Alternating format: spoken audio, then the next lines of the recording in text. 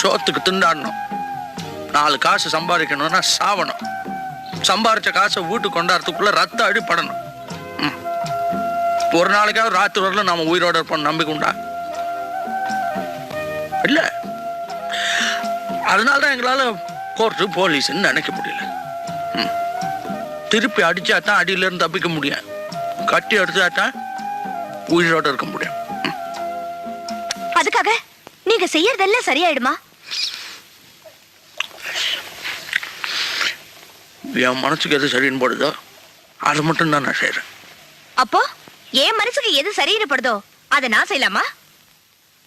எனக்கு இன்னைக்கு செல்வா அந்த பையன் அடிச்சது தப்புன்னு படுது, அவரை திரும்பி அடிக்கிறது தான் சரின்னு படுது.